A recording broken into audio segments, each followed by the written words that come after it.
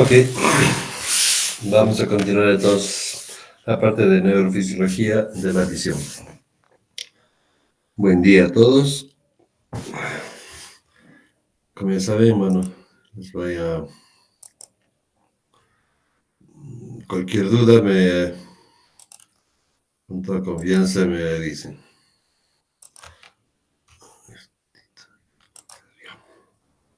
Bien.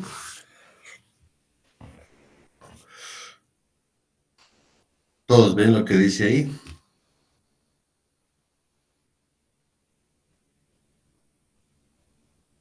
¿Qué dice en ese círculo de círculos, en esa figura de círculos rojos y de otros colores? ¿Ven? ¿Qué dice?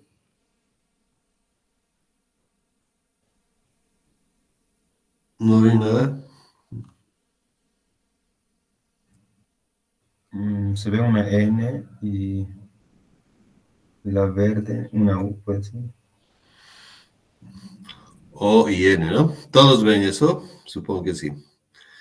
Si alguien no ve lo mismo, significa que es daltónico.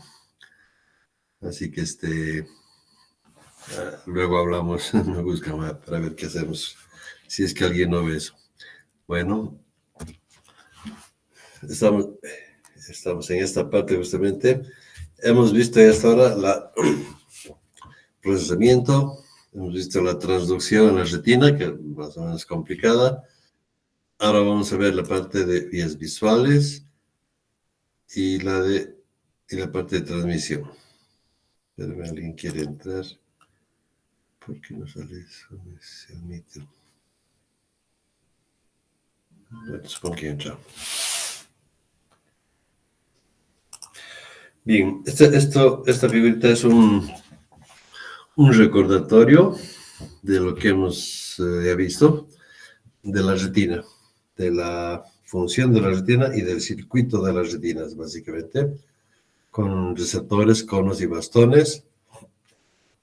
Eh, Luego las células bipolares, uno a uno, en general los conos, y uno hasta, bueno, no de uno, de varios receptores con cada célula bipolar en los bastones. Luego las células horizontales, que ya saben, conectan unos receptores con otros. Las células amácrinas, que también modulan y ya les decía tantas funciones que tienen. Y finalmente llegamos a la célula ganglionar, eh, que es la receptora, ¿no? Y bueno, eso ya hemos visto además los campos receptores de cada una de las células ganglionares. ¿Okay? Voy a retroceder un ratito a la anterior clase, a una diapositiva anterior, que lo que pasa es que les quiero mostrar algo que ya no me dio tiempo el otro día, y ahora sí les voy a mostrar. Un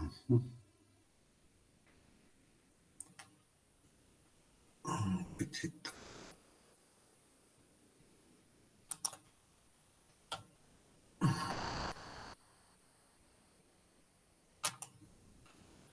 Espérenme un minutito. Mientras tanto, si quieren algún comentario, solo les voy a mostrar una cosita.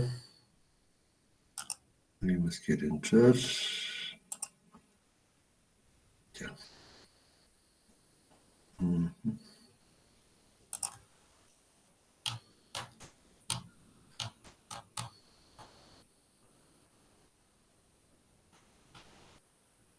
Los campos activos. Ok. Esto quería mostrarles. Un minutito voy a dejar de compartir. Ay, sí.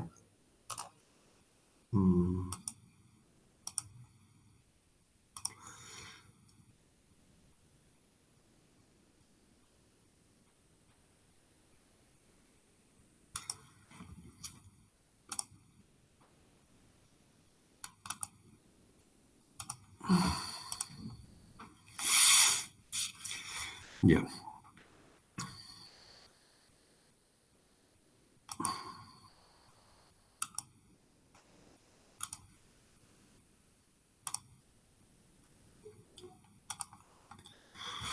Esto quería compartirles otra vez.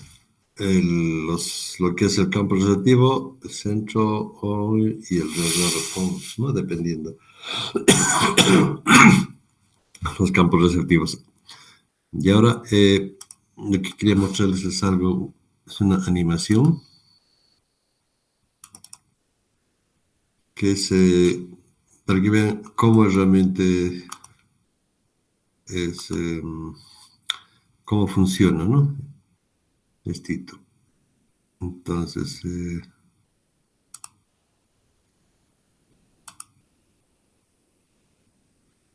ya les he mostrado lo que es la rodopsina, animación, y ahora van a ver lo que es la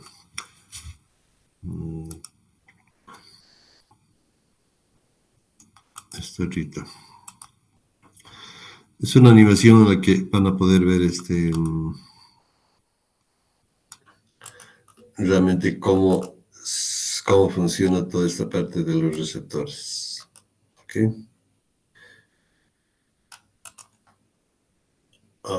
Ok. Ven todos, ¿no? Esta es una... Perdón, ya estamos... Sí. Ok, todos ven. Entonces, ahora van a ver... estábamos en este punto, justamente. Este es lo que ven ahí, es el campo receptivo, las células bipolares, y bueno, en medio las máquinas y las otras, y la célula ganglionar. Entonces, todo esto vendría a ser el campo receptivo de una célula ganglionar. O sea, la estoy diciendo otra vez para que se ubiquen bien y para que perciban bien exactamente qué sucede. Entonces, aquí al lado tienen el campo receptivo, ¿no? De esta célula ganglionar. Y aquí, este tubito que está pinchando a esta célula ganglionar, y está conectado a un aparato donde nos va a mostrar el potencial de acción. ¿Ok? Entonces, en este caso, vamos a hacer una célula ganglionar que tiene campo receptivo centro on o centro encendido. ¿Ok? Entonces, fíjense ustedes, la luz está dando aquí. Entonces, tenemos potencial de acción. ¿Ok? Si, bueno, ahorita no, pero está disparando normalmente. Cuando enciendo la luz, bueno, está la luz encendida. Sí. Está encendida la luz del centro. Si le damos luz difusa, así, alrededor en todo el campo receptivo, aumenta un poco la frecuencia. Estas son frecuencias, potenciales de acciones. ¿Okay? Si ponemos ahora luz alrededor del centro, no pasa nada, no hay potenciales de acción. En cambio, ahora si ponemos luz en el centro, exactamente, ven ustedes, la frecuencia de disparo es mucho más alta. ¿Sí? Ahora vamos a hacer lo mismo cuando tenemos una célula que es más bien que luz apagada. Vuelve al estado natural. Ahora vamos a poner una célula que es centro apagado o centro off. ¿Okay? Cuando vamos en el centro off, aquí está, ven negativo, positivo fuera, está disparando la célula a un ritmo X. Y de ahí, bueno, en ese momento está con luz apagada, ¿no? Le ponemos la luz difusa, o sea, en toda la región. Y fíjense, sí, entonces aumenta la frecuencia porque está llegando luz a esta otra parte, ¿no? Y será a los receptores de aquí. Ahora, si le ponemos luz alrededor, la frecuencia aumenta mucho más. Y si le ponemos luz en el centro, no pasa nada.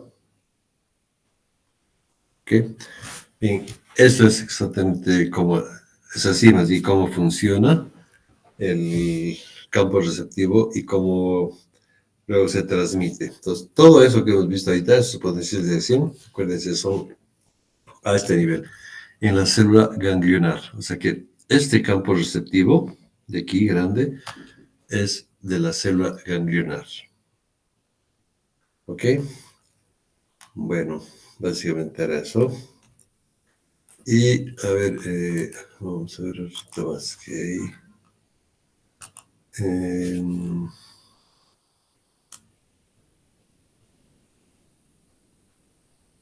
¿Dónde está? De la rodopsina.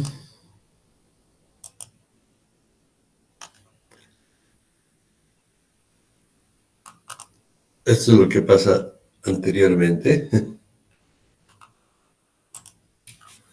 ¿Ok? Bien, esto es lo que... Eso ya les mostré, creo, ¿no? Sí, esta emisión sí, ya hemos visto. Cuando encendemos la luz y todo lo que sucede. Los que no hayan estado hace 2 clases, les muestro eso. Ya. Bueno, eso es básicamente. Ahora volvemos a la parte de la interpretación.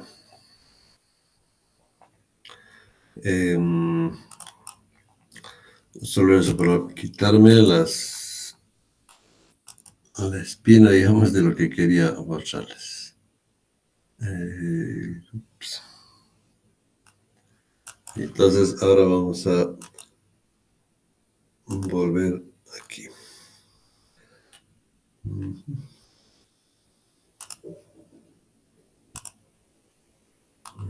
poco liosito es esto. Ya. Bueno, ahora continuamos. Eso era para ubicaros bien dónde, de lo que hemos hablado y de lo que hemos estado hablando, porque lo que viene no es una cosa muy simple. ¿Ok? Entonces tenemos ya eso clarito, los campos receptivos de cada neurona ganglionar, cada célula ganglionar. Acuérdense que son las únicas que en la retina, el circuito del ojo, son las únicas que generan potencial de acción y llevan ese potencial de acción más allá. Entonces, una vez que se genera eso, va a ir por las vías. Ya hemos hablado también en la anterior clase de lo que son las células X, las células Y y las células W. En el humano, aunque el Guyton dice que son las 3, pero en otros libros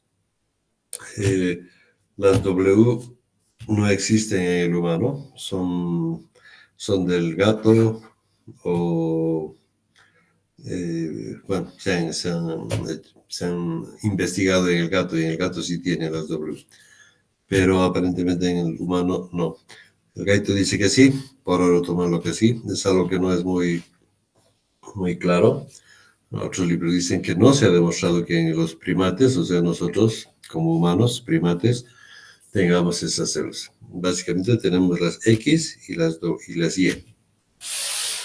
Bueno, esos dos tipos de células que son de movimiento rápido, son las que detectan el movimiento rápido y otras que son las más sensibles así, van a ir a formar lo que se llama el nervio óptico. Este es un repaso de anatomía también, ¿no? Las vías primarias del sistema visual son estas: el nervio óptico, que ya conocen bien, luego el quiasma óptico, que seguramente han estudiado bien en anatomía. Esas fibras llegan hasta al sistema nervioso central, exactamente, que es a un núcleo que es el núcleo geniculado lateral. ¿Okay? Luego del núcleo geniculado lateral parten neuronas, aquí es una sinapsis, ¿no? A partir de aquí se hace otra sinapsis, que es las cintillas o radiaciones ópticas, que van a ser su recorrido hasta la corteza visual, pues hasta el lóbulo occipital, donde van a formar esto que se llama la corteza calcarina, o que es el lóbulo occipital. ¿no? Esa es la vía visual. Y a esa llamamos sistema visual nuevo, porque es el que les decía en la anterior clase, es el que tenemos los humanos, ¿no? En nuestra evolución, lo último que se ha generado, construido en la evolución de toda la vida de los seres vivos, somos los más avanzados, entonces tenemos esa otra capacidad de ver en colores que no tienen los animales, ¿no? Ni las aves, ni ningún otro ser vivo que esté en la escala inferior. ¿Ok? Bueno, esa es la vía nueva. La vía antigua es, llega hasta lo mismo, nervio óptico, quiasma, los que tienen, pero no llega al núcleo geniculado, sino se va al núcleo, a los núcleos del hipotálamo, básicamente. El núcleo supraquiasmático se llama, justamente, llega hasta ahí, por arriba del quiasma.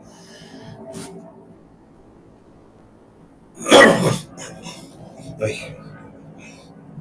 Ese núcleo del quiasma, que es el que está muy en relación con el ciclo sueño-vigilia o despierto-dormido, que se llama el ritmo circadiano, ¿no? Si han oído hablar del ritmo circadiano, seguramente.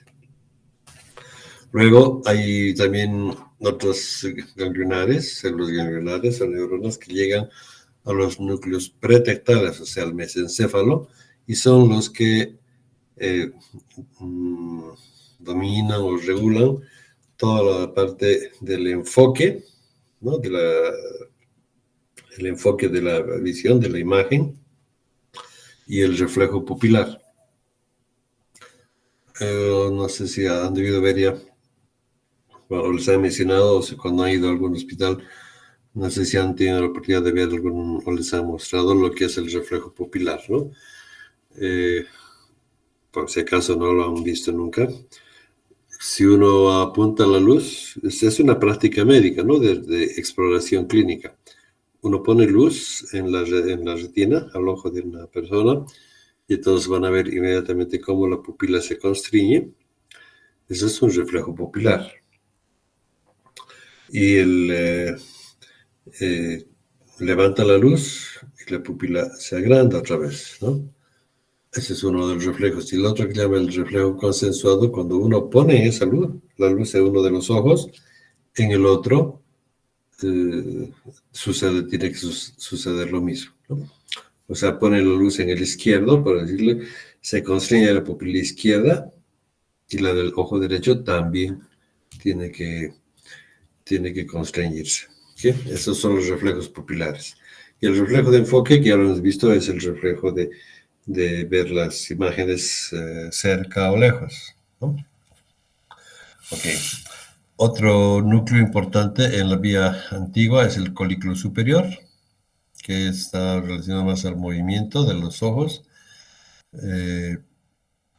Y luego hay otro núcleo que es el núcleo geniculado lateral ventral del tálamo y está relacionado también a otras funciones conductuales. ¿Okay? Esa es la vía antigua. Y o sea, todas estas últimas, del supraquiasmático, los pretectales, el colículo superior, etc., todo eso tienen el resto de los mamíferos, sobre todo, y son los que permiten a todos los animales captar la imagen, mover los ojos hacia donde tienen que ir, o fijar su atención en alguna cosa, ¿no? O sea, por ejemplo, los perros o otros tienen que ir a cazar, tienen que ir hacia su presa, entonces obviamente tienen que concentrarse en esa presa, entonces se fijan, ¿no? La dirección de sus ojos se va a fijar ahí. Y todas esas conductas de los mamíferos inferiores son los que están regulados o comandados por este sistema, que son las vías secundarias antiguas. ¿Okay? Aquí en el dibujo les estoy mostrando cómo está dispuesta esta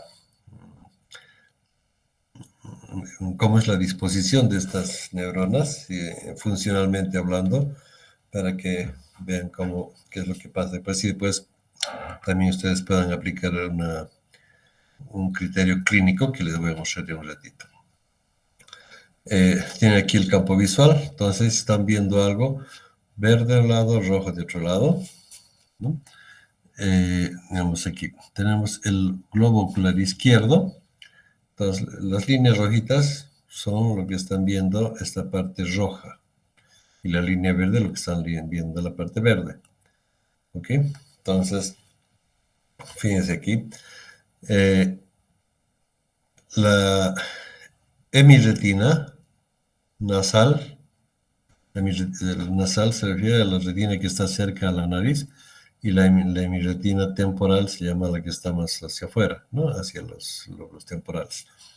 La hemirretina, entonces, nasal izquierda está viendo esta parte verde, y esas neuronas, esas células ganglionares, extienden sus axones por aquí, llega al quiasma y cruzan y llegan hasta el núcleo geniculado contralateral. La hemirretina temporal, ¿no? Que en este caso está viendo la parte rojo, el rojo, sus axones viajan formando el nervio óptico, llegan al quiasma, pero no cruzan y más bien se van hacia el núcleo geniculado, pero ipsilateral. ¿Ok? Lo mismo del otro ojo. Las células ganglionares de la que salen de la hemirretina nasal vienen, pasan al quiasma, cruzan al quiasma y llegan al núcleo geniculado lateral contralateral. Y esta otra parte, lo temporal, que está viendo lo rojo, se va a ver, va a ser aquí, pero se no cruza y llega al mismo lado, ¿no? El núcleo geniculado ipsilateral. Entonces, si ustedes se fijan, cuando vemos algo, un globo ocular, digamos, como está aquí, la parte roja la está viendo la hemirretina temporal de un ojo y la hemirretina, o sea, este ojo ve esta parte roja, ¿no? Del cuadrito aquí, la temporal, y aunque no esté dibujado aquí, eso mismo rojo está viendo la hemirretina nasal del otro lado. O sea, la imagen temporal o nasal del otro es la que llega, se van a juntar la imagen, solo que una en un lado y otra en otro lado. Espérenme, les voy a mostrar otra. En esta otra gráfica está más claro. Aquí se van a entender mejor. Aquí estamos viendo un dado en el centro. Igual, el ojo izquierdo, aquí lo que está en la parte amarilla, en la parte temporal, manda esa imagen hasta atrás, a este lado, ipsilateralmente, y del otro ojo está mandando la imagen del mismo objeto, pero desde un punto de vista literalmente diferente, ¿no? Pero es la hemirretina nasal. O sea, hemirretina temporal de un lado y hemirretina nasal del otro lado traen la visión y van a llevar hasta este otro lado. Ese mismo objeto está siendo también visto desde otra perspectiva por la otra parte de la hemirretina, en este caso el dado. Entonces ustedes ven, aquí está el dado, ¿no? Este ojo izquierdo ve el dado, pero de ladito, digamos, el número 5 de esta parte, y el amarillo está viendo más el número 3, ¿no? Bueno, este otro también ve, pero en otra perspectiva. El ojo derecho, ve más de frente el número 5 y de ladito el número 3. Este otro verá casi de frente el 3 y de ladito el número 5. Eso llega hasta aquí, al núcleo geniculado, luego a la corteza calcarina, y entonces entre las dos se forma la imagen del dado completo. Esto que les estoy explicando ahorita es lo que da lugar a lo que se llama la estereopsia, ¿no? O sea, una visión en 3 dimensiones. Es muy importante esto, esta distribución, para que podamos ver en profundidad, para que podamos distinguir que algo está en 3 dimensiones y, bueno, para ver la distancia y otras cosas que vamos a ver en un cachito. ¿Ok? Bueno, esa es la disposición de los quiasmas y de las células ganglionares que parten de las retinas. Entonces,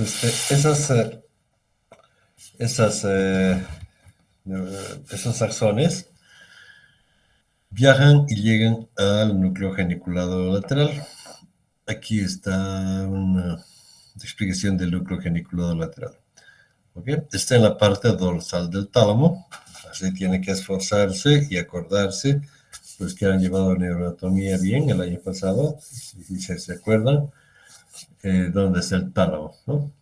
Es que es casi el centro del cerebro. Son esas estructuras como huevo, que juntas parecen, según los griegos antiguos, un lecho, ¿no? Una cama.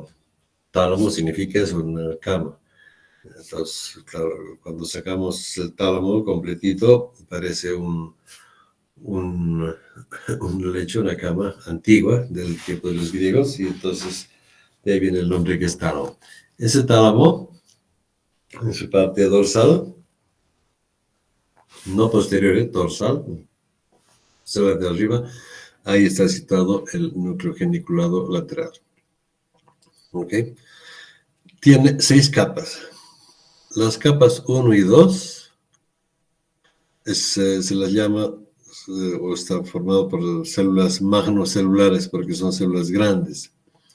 Las capas 3, 4, 5 y 6 se llaman, bueno, son las capas que están formadas por células más pequeñas que se llaman parvocelulares. Parvo significa nido, pequeñas cositas. Un minutito.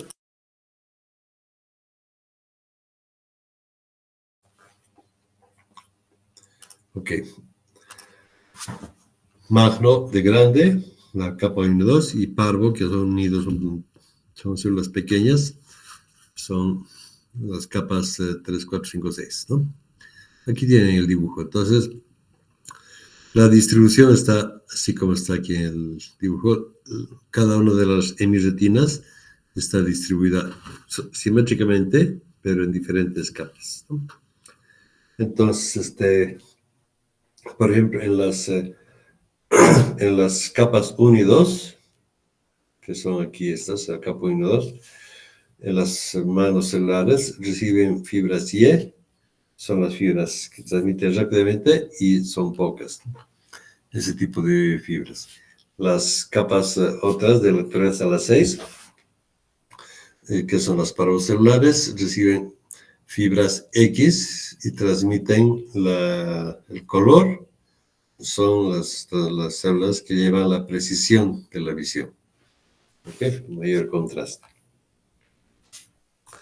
Este núcleo geniculado lateral recibe fibras de la retina temporal del mismo lado. Ustedes ven, por ejemplo, este es el temporal anaranjado.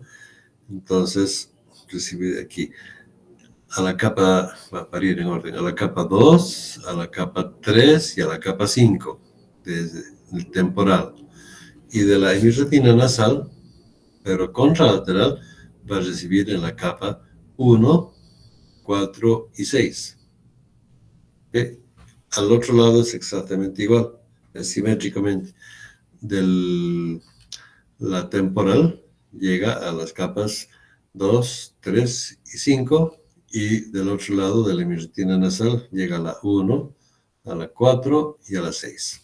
¿Ok? Esa es la distribución del núcleo geniculado. Bien, este núcleo geniculado tiene 2 funciones principales, pero bueno, se han descubierto algunas otras más. Procesa y transmite información a la corteza. Es una especie de filtro, ¿no? De todo lo que está viniendo de la visión, llega al núcleo geniculado y ahí se procesa. Como ya les he explicado en la anterior clase, el primer punto de procesamiento de la imagen y de todo eso se da en la retina. Luego, el segundo punto es aquí en el núcleo geniculado, ¿no? Por eso es una especie de filtro. O sea, a la corteza no llega todo lo que está llegando a la retina, ¿no? Lo que sí necesitamos, por ejemplo, cuando ustedes están leyendo o están viendo una película, están concentrados en la imagen que está al frente, ¿no? No están conscientes en ese momento de lo que está pasando a los alrededor. Sí lo perciben, que hay luz que están en un cuarto, digamos así, pero no tienen conciencia de los detalles, ¿no? De lo que está pasando. Están muy concentrados en lo que están viendo frente. Ese es un filtro que hace justamente el núcleo genicular, ¿no?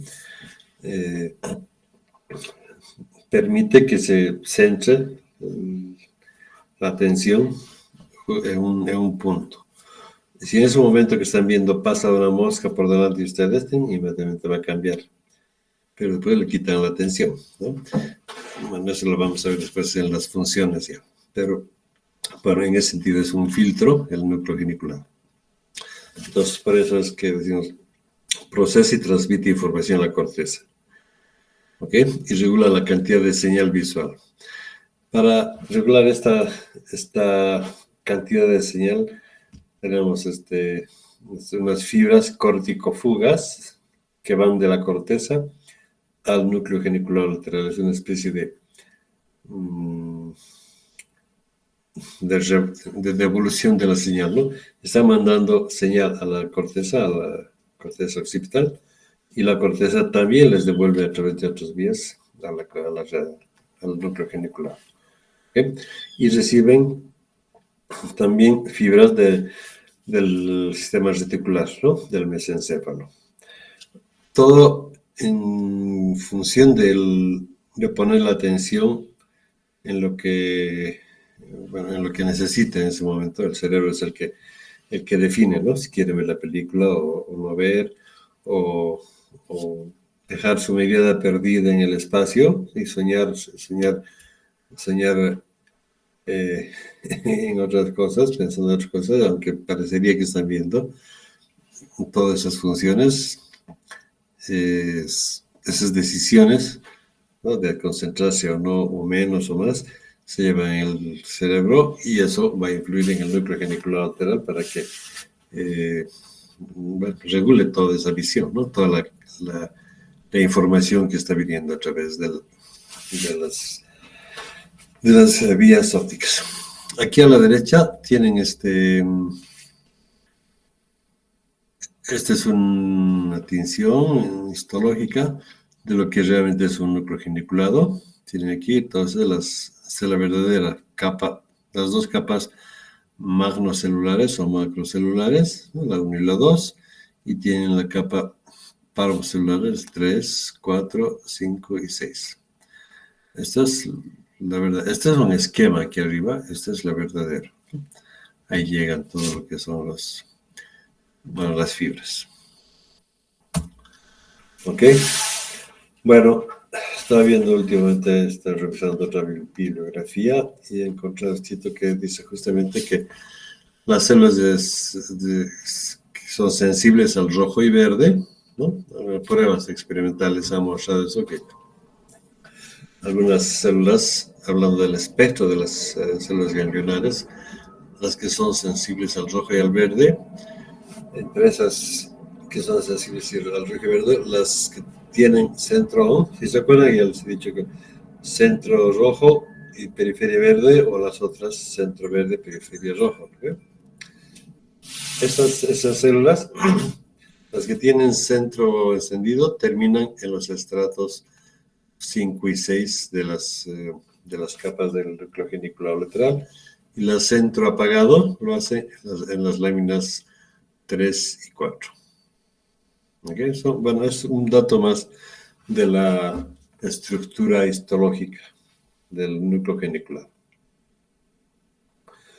Y otra cosa importante con nosotros es que los campos receptivos de las neuronas del núcleo geniculado, entonces acuérdense ahora, cada célula ganglionar, como les he mostrado al principio, tiene un campo receptivo, ¿no? Cada célula ganglionar. Esa célula ganglionar llega al núcleo geniculado y hace sinapsis con varias células del núcleo geniculado, ¿no? Para hacer las estrías. Entonces, estas neuronas del núcleo geniculado también tienen su campo receptivo. Y ese campo receptivo es muy similar al de las células ganglionares de la retina. O sea que, ¿qué les dice eso? Que se conserva el campo receptivo de la retina, el orden que tiene, se va a ir conservando hasta llegar, como van a ver, hasta la corteza. De esa manera el cerebro sabe si nuestra retina está viendo a la izquierda, a la derecha, al centro, arriba, abajo, etc. Este es otro esquema de lo mismo, más lo que acabo de decirles. Este es un esquema del núcleo genicular lateral.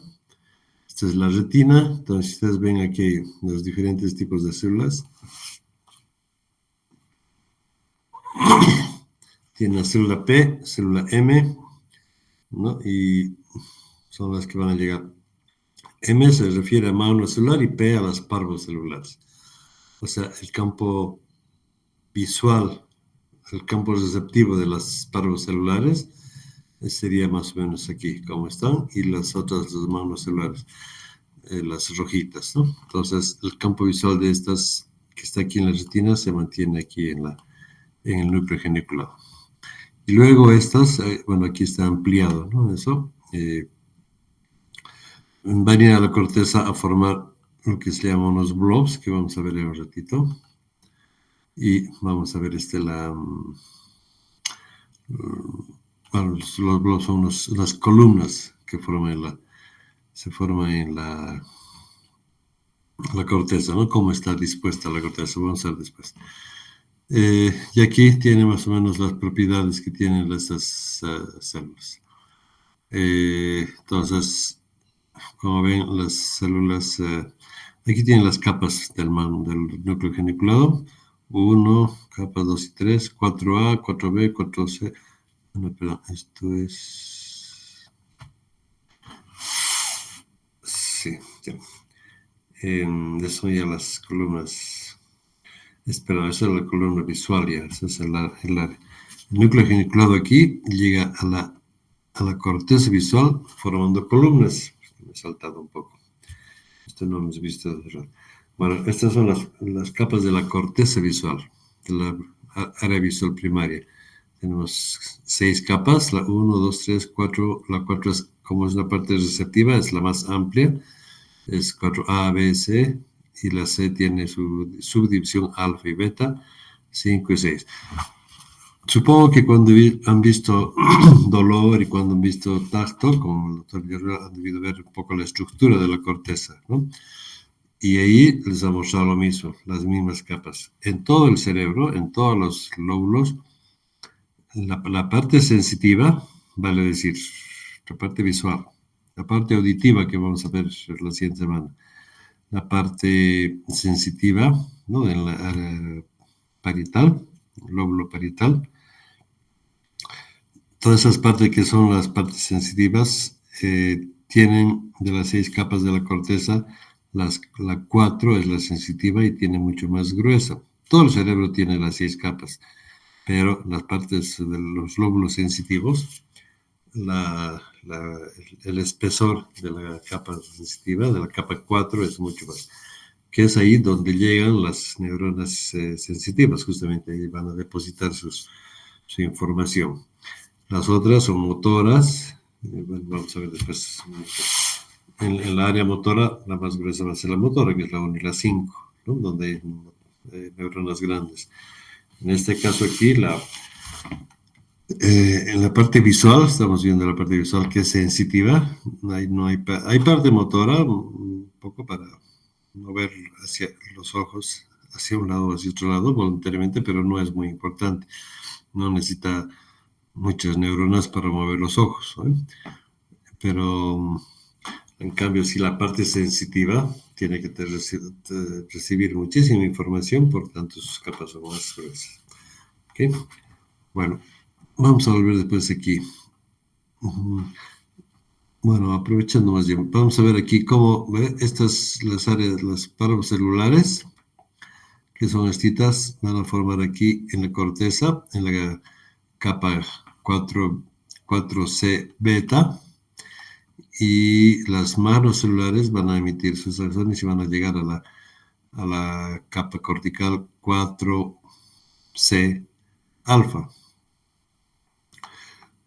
Bueno, de ahí hacen manda sinapsis porque ahí está formado, son por columnas. Ahorita les voy a explicar un poquito más.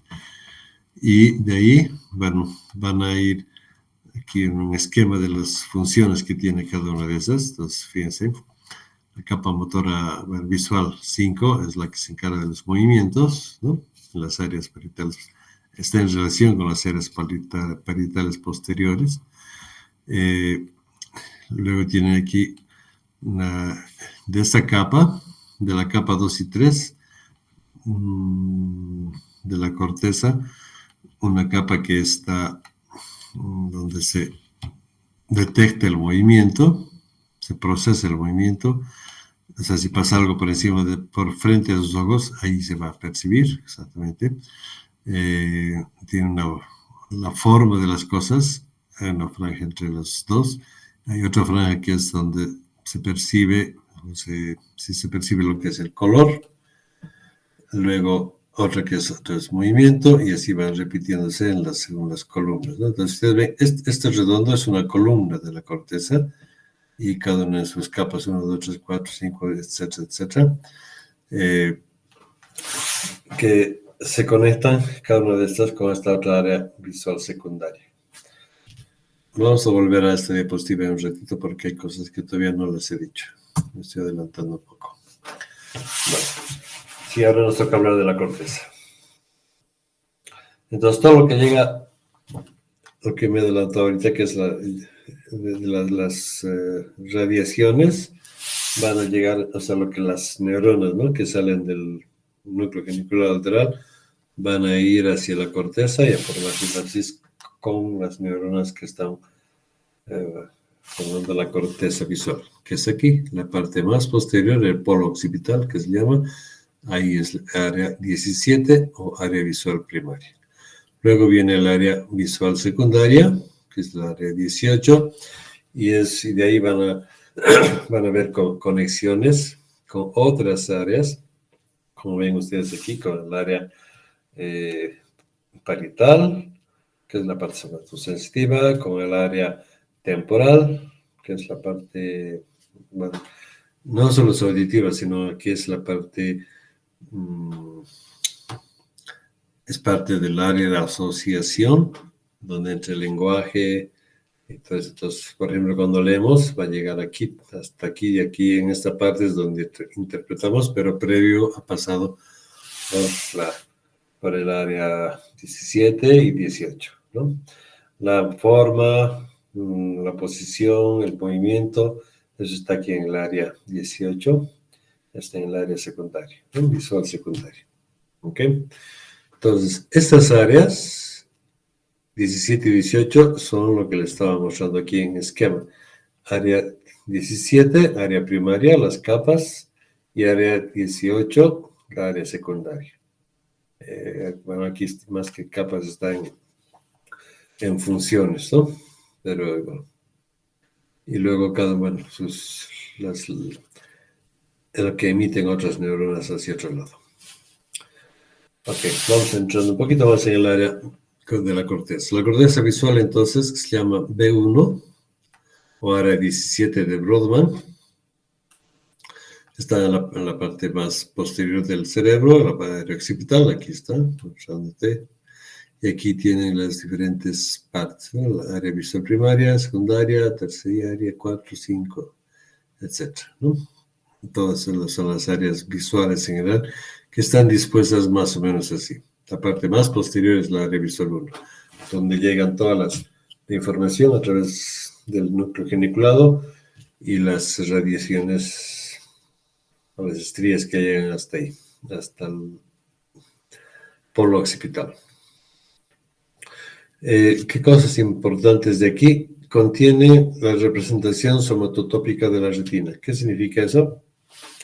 Que en el centro de una retina, el centro está la fóvea, y si se acuerdan, la retina, conforme vamos yendo hacia el globo ocular,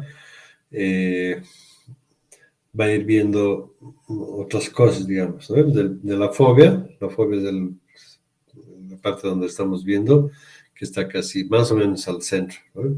Y de ahí hacia los lados, se va formando el círculo del globo ocular. Cada una de esas partes, esa retina, ese globo ocular, digamos, está representada exactamente igual en la corteza occipital. O sea que, no sé si tengo otra. No tengo. Lo que les quiero decir es que la fóvea está representada aquí, y conforme vamos viendo el globo ocular hacia afuera, va a corresponder igualmente en la corteza también ir hacia afuera. Solo que en este caso son, bueno, fibras cruzadas, ¿no? El quiasma se han cruzado, la mitad. Entonces, pero la retina guarda su somatotopía, ¿no? Guarda el orden de las neuronas ganglionares, el mismo orden de las que llegan al centro en la corteza también están en el centro, las que están en la periferia también están en la periferia, en el mismo orden. A eso se refiere que se mantiene la somatotopía, ¿no? Y la fóvea, justamente lo que les decía, corresponde exactamente con el polo occipital. O sea, ¿qué significa? Este es el polo occipital. La parte tiene los hemisferios cerebrales, y si van hacia atrás, la parte más posterior de cada uno de los hemisferios es el polo occipital. Ahí está la fóvea. Entonces, si a uno le dan un golpe en la cabeza por atrás, le dan un golpe, va a haber estrellas, ¿no? Entonces, ¿por qué ve las estrellas? Porque le han dado un golpe justamente donde está el área de la fóvea. Entonces, digamos, está disturbando a toda la función cerebral del polo occipital en ese momento. Y entonces, bueno, uno empieza a ver esas estrellas, ¿no? Si le dan un golpe arriba no pasa nada, no va a haber estrellas, puede desmayarse o otras cosas, pero no va a haber las estrellas, en cambio atrás sí. Solamente es un ejemplo para explicarles, para que se acuerden que esa fóvea corresponde al polo occipital, ¿no? Aquí está, más o menos, ustedes ven, bueno, la fisura calcarina, tienen el polo occipital, y ahí está la fóvea. Eso es simplemente para decir eso. Tiene aquí un poquito más en profundidad lo que está pasando. Entonces tiene aquí las áreas visuales, el quiasma, el recruzamiento, las fibras calcarinas, para las estrías llegan al polo occipital, la corteza visual primaria, ¿no? Ese es el esquema básico.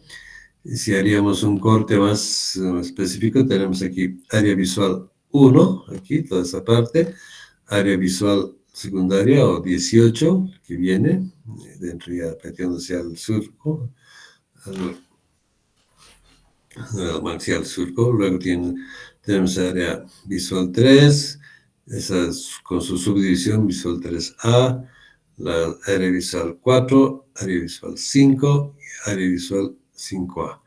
O sea, todo el borde del polo occipital y parte del temporal, ya el área visual 5 ya está en el temporal, ¿no? Aquí están las áreas visuales así distribuidas en el cerebro, ¿ok? Entonces, la más posterior es la área visual 1, donde llegan todos. La que sigue, la 2, que es la primera 17 y la segunda 18, ¿no? B1, B2. Y las otras son las otras áreas visuales donde están un comas especializadas, como les mostraba hace rato, ¿no? Para el movimiento, para color, etcétera, etcétera. ¿Ok? Bueno, ¿cómo está organizada esa corteza visual? Ahora sí, vamos un poco a lo que me había adelantado. Les decía, entonces, estos son dibujos del gaito, para que no se les parece extraño. Tenemos las 6 capas de la corteza y tenemos la corteza visual 4, que es la más ancha. Si ustedes alcanzan a ver aquí, es la 1, 2, 3, y la 4 es todo esto. Tiene subdivisiones, ¿no? Ok, eso ampliado tenemos aquí. Si diríamos esto, bueno, no es del gaito, pero se entiende. La corteza 1, 2, 3, la 4 la más ancha, 5 y 6. ¿Okay? Ahí llegan las entradas del núcleo geniculado. A la 4 y a la 6, principalmente. Y la 4, que es la más importante, tiene aquí 4A, 4B, 4C y la subdivisión de la 4C, alfa y beta. Y la disposición del núcleo geniculado llega así. Las neuronas que están saliendo de las capas 4 y 6 van a llegar aquí a la corteza, como ya les mostré hace rato, a la C beta y a la 4A con las células X. Las células Y van a llegar aquí a las capas 4, 4C alfa, a la 4C alfa. ¿Ok? Eso es del ojo contralateral. Y del ojo ipsilateral va a ser de las que vienen de las 4 capas, cuando son 3 y 5, van a llegar a las capas visuales igual a las 4CG beta y a la 4A. Y las Y contralaterales van a llegar en la misma disposición, a la 4C alfa. ¿Ok? Más o menos así llegan esa es la distribución.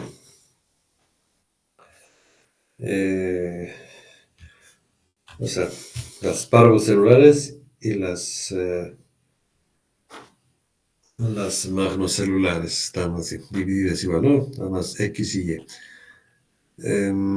Bueno, después de esta capa 4 también salen conexiones hacia la capa 1 y hacia la capa 5 y a la capa 6. La capa 1 y la 5 son principalmente motoras, pero entonces obviamente tiene que llegar ahí, ¿no? Bueno, esa es una de las organizaciones de la llegada de las capas, de las 6 capas. Ok, ahora entonces, ¿cómo está organizada la corteza visual? Lo que les decía hace rato, está organizada en columnas, ¿no? Son columnas. Cada columna más o menos tiene 250.000 neuronas, cada columnita.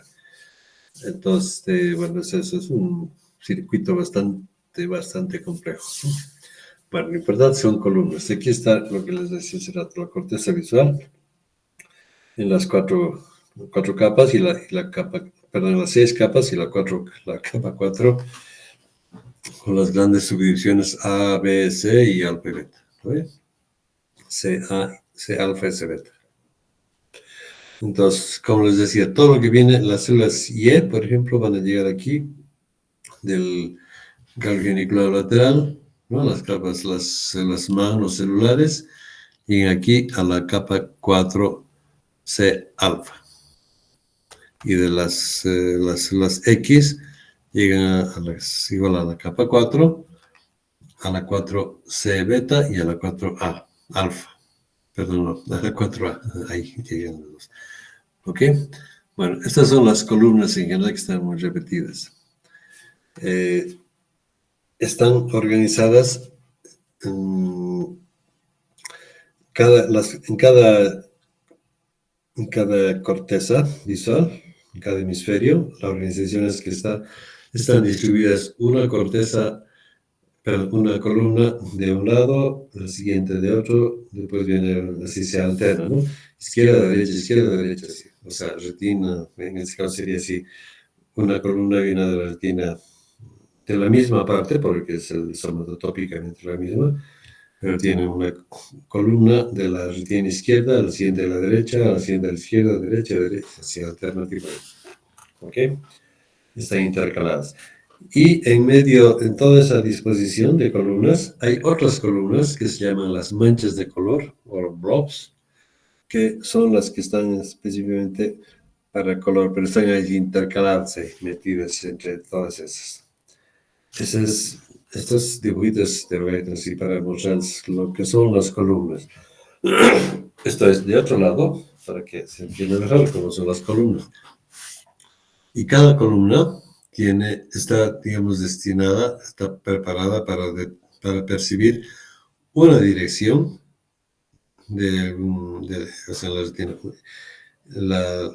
la imagen que va a llegar a la retina en una dirección, ¿no? Entonces, por ejemplo, y además van así, no es turnándose, sino secuencialmente se van acomodando de manera que cada pose, cada movimiento de un objeto que está llegando a la retina, de esa imagen, cada una de esas partes va a estar representada en todo el círculo. Entonces, esta columna es la que percibe cuando un objeto está, digamos, llegando a la columna en este sentido. La siguiente es más abajito, la siguiente más abajito, así van girando, ¿no? Cada columna, así, según el objeto, si está afectando o no afectando a la retina. De esa manera se van a formar entonces el objeto completo dentro de la retina. O sea, es más o menos como un píxel, ¿no? Lo que les decía en la anterior clase también. Cada punto es un píxel, entonces la columna está representada pixelarmente cada una de esas. Y entonces tienen aquí, son las... cada una de estas corresponde, ¿no? Cada columna corresponde a una dirección del objeto que está en la retina, y intercaladas en eso están aquí justamente las columnas de color, ¿no? En este caso les está mostrando rojo y verde, ¿no? Rojo y verde. Y esta es la capa 4, y ahí llegan los núcleos, lo que acabo de decirles, las neuronas que llevan el núcleo geniculado, ¿no? A la capa 4C beta y a la 4A. En este caso, una está llegando así. Entonces, en este sentido van las columnas de orientación, y estas, en otro sentido, van las columnas de dominancia ocular, ¿no? Y bueno, así se organiza la corteza. Y en medio están las capas de color. Y lo que les decía hace rato, cada una de estas columnas que está aquí, una viene de un lado, la siguiente de otro lado, una de una izquierda, derecha, así sucesivamente. Entonces, toda la información que llega de la retina se procesa en la corteza visual, que es la corteza occipital, y ahí recibe información al mismo tiempo de si es un objeto grande, si es curveado, círculo, lo que sea. Cada una de las partes a la que está llegando la retina, de la imagen a la retina, va a estimular sus campos receptivos de cada una de esas partes. Esas partes se van a procesar en el núcleo geniculado y en la corteza se van a representar, y solo se van a estimular entonces las partes que corresponden a lo que está dibujado en la retina, y de esa manera podemos ver lo que estamos viendo con la precisión necesaria, por lo que ya les he explicado, el contraste que generan con la inhibición lateral, ¿no? Para que podamos percibir la diferencia de los bordes, y bueno, igual con la intensidad de luz y con on-off. Cada uno de esos campos visuales on-off van a estar estimulados o no, dependiendo de cada campo visual, y todo eso se transmite y se interpreta en la corteza, y vemos lo que vemos. ¿Ok? Aquí es lo mismo, solo que está un poco más más específico. Vean ustedes los que llegan según el color rojos, azules, amarillos, rojo, verde, amarillo y azul, los 4 colores que llegan. Y como ven ustedes, igual cada una de las líneas es la direccional, ¿no? Pero son, bueno, orientación acromática. Estas son las que no tienen color. Y las columnas de color son las que van a decir este rojo, verde, azul, amarillo, etc. Y antes, bueno, para acabar, les voy a explicar esto. En cada una de estas vías visuales puede haber una lesión y según donde haya la lesión, vamos a tener una visión diferente. Esa es la aplicación clínica que les decía, ¿no? Entonces, todo lo que vemos aquí, en este caso lo que estamos viendo es este rectángulo que vemos por la hemirretina nasal de un lado y la hemirretina temporal del otro. Todo eso viene ya explicado, se cruza. En este caso, este cuadrado viene aquí, estamos viendo por esas dos retinas, se cruza en un lado y el otro no. Entonces, esta información está viniendo aquí al núcleo geniculado, luego viene a la cisura calcarina y llega hasta aquí, a la cisura calcarina, perdón, llega a las estrías y de las estrías llega finalmente a la corteza, a la cisura calcarina aquí, ¿ok? Entonces, dependiendo de dónde sea la lesión. En el 1 es aquí. Cuando la lesión es del nervio óptico, vamos a tener una ceguera monocular, o sea, un ojo está ciego, el otro ve bien. En el punto 2, que es aquí en el quiasma, vamos a tener, como está cortando mitad de unas fibras y mitad de las otras, entonces vamos a ver una hemianopsia, que se llama, que es bitemporal. Entonces, los dos lados temporales van a estar cortados. Al cortarse aquí, se corta el que viene de allá y también se corta el que viene del otro lado temporal de aquí. Los dos que están cruzando. Por tanto, es hemianopsia heterónimos, ¿no? Los dos bitemporales de los dos lados. A ver cómo es. Sí. Luego el punto 3, si la lesión es aquí en la postquiasmática, vamos a tener hemianopsia nasal derecha, en este caso, ¿no? O sea, lo que no está llegando aquí es la nasal derecha, quiere decir que está a la derecha, está la nasal. La información que está viniendo de esta parte está cortada, ¿no? La que cruza no, está llegando allá. Entonces vamos a tener hemianopsia en un solo ojo, pero la parte nasal, ¿no? En el punto 4, si la lesión fuera aquí, en el 3 es aquí, ¿no? En el 4 estamos aquí en las postquiasmática. En el 4 tendríamos hemianopsia homónima izquierda. O sea que no se podría ver en la parte temporal de uno y en la parte nasal del otro, ¿no? Porque las fibras que están viniendo de esta parte y del nasal de uno y temporal de otro, que están yendo juntas aquí, están cortadas. Aquí estaría la lesión. Si la lesión fuera aquí, en el punto 5, aquí,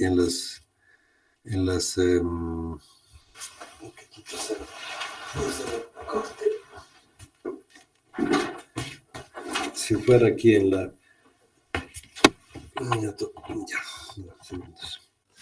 si fuera aquí en las estrías, tendríamos, bueno, además, una parte de las estrías, ¿no? No totalmente, es una parte de las estrías. Tendríamos entonces una cuadrantopsia, que significa que solamente un cuadrantito no se ve en un cuadrante, pero en los dos lados, ¿no? Porque está viniendo de los dos lados. Si fuera ahora, completamente, si fuera la otra vía, las manos solares, tendríamos la cuadrantopsia, pero superior izquierda, ¿no? Aquí estas partecitas. Si fuera toda la estría, completamente, tendríamos una hemianopsia homónima izquierda, ¿no? O sea, mitad mitad y mitad. Esta es parecida a, a las de aquí, solo que es homónima en el mismo lado. Y finalmente, si hay lesión aquí en la corteza, vamos a tener hemianopsia homónima con, eh, digamos, ahorrada la mácula, ¿sí? ¿No? No vemos gran parte, menos pero en la mácula, sí. Bueno, esa es la aplicación clínica. Como van a tener las diapositivas en la clase, pueden estudiarla después paso a pasito esto. Y ya van a entender mejor y para que se acuerden bien. Eso obviamente, si a un paciente le pregunta cómo ve y les dice estoy viendo solamente un ojo, este otro ojo no veo, tendrán que investigar si tiene una lesión en el nervio óptico, ¿no? O si les dice solo veo la mitad, algo más o menos común es que cuando hay tumores en la hipófisis, presionan el quiasma óptico y entonces van a tener justamente así, ¿no? Tipo, es más o menos como la 2 o la 3 que es más o menos el más frecuente, ¿no? Un ojo, la mitad de un ojo que está ciego o mitad de los dos ojos también ciego. Es más común que se presente eso porque es más común que crezcan los tumores hipoficiarios, ¿no? Bueno, por ahora vamos a quedar aquí, jóvenes. Si tienen alguna pregunta, tienen 30 segundos para preguntar. Si es que siguen ahí.